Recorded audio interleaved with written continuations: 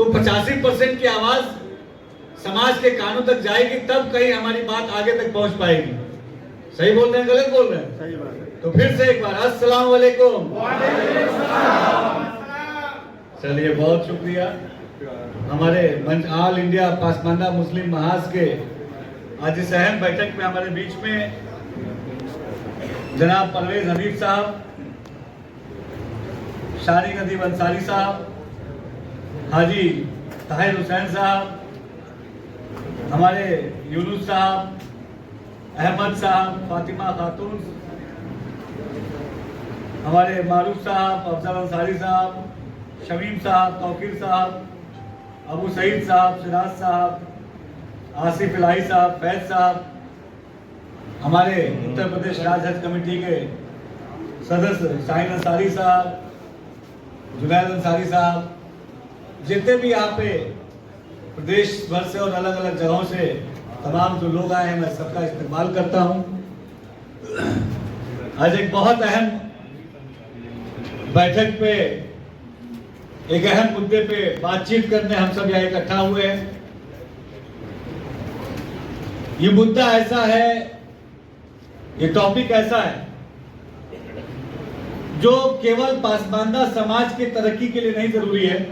मुझे लगता है कि अगर हम समाज की तरक्की की बात करते हैं तो बिना पासमानदा समाज के तरक्की को किए हम अपने समाज को आगे नहीं ले जा सकते। मेरा ये मानना है बिल्कुल कि अगर सरकार ये कहती है, माननीय मोदी जी ये कहते हैं कि हमको भारत को 2047 में विकसित बनाना है, तो आज की सरकार ये जानती है कि बिना ये 85% की हिस्सेदारी को साथ लेके आए, बिना इस 85% की हिस्सेदारी को आगे बढ़ाए, बिना इस 85% की जरूरतों को पूरा किए हम अपने भारत को विकसित नहीं कर सकते।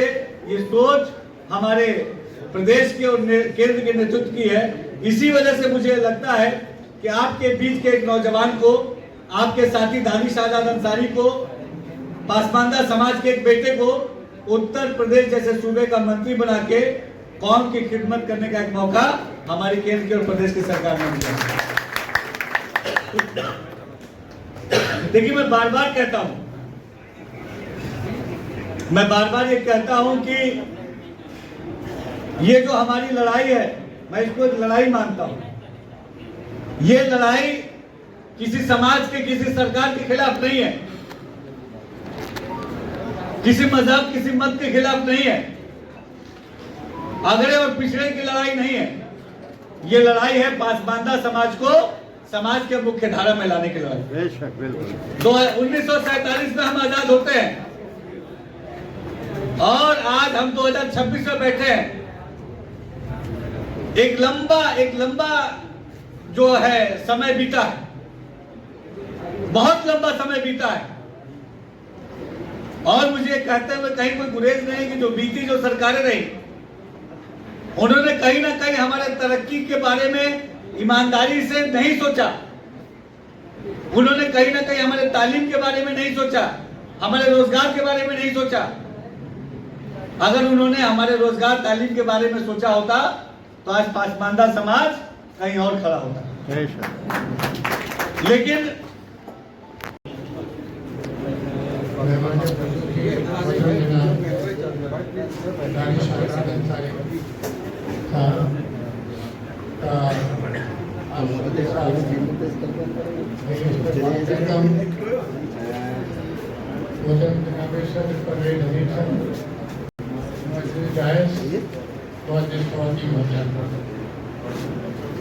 ये मेरे लिए बेहद इज्जत का मकाम है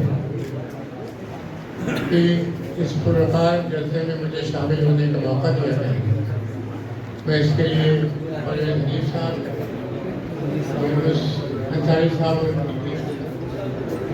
पैदा करता हूँ और उन्हें मुबारकबाद देता हूँ कि बहुत से तरीक़ेकार और सोच विचार रखने वाले लोग इस तकरीब में शामिल हुए हैं और उनके बात सुनने का मुझे मौका मिला।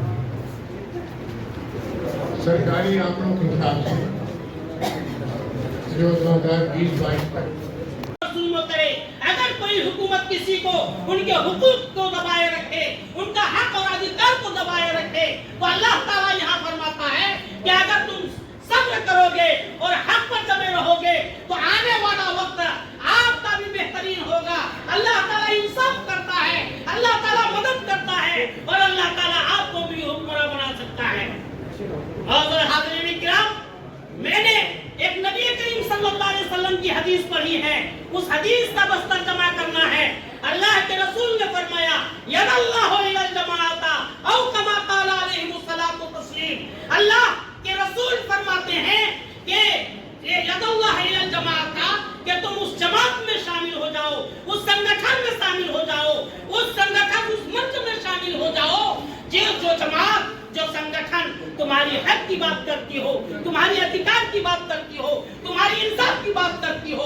तो दोस्तों, बुजुर्गों, साथियों, ऑल इंडिया पसमानदा मुस्लिम महाज और ऑल इंडिया पसमानदा उलेमा बोर्ड ये एक ऐसी तंजीम है, ये एक ऐसी तंजीम है जो अधिकारों की बात करती है, जो पसमानदगी को दूर करने की बात करती है। दोस्तों, बुजुर्गों, साथियों, जरा आप सोचिए कि इस हिंदुस्तान को आजादी मिले 79 साल गुजर चुका, मगर इन 79 साल दौर में, इस 79 साल लंबे अंतराल में कितनी हुकूमत नहीं दिया गया। पसमानदा का वोट लेता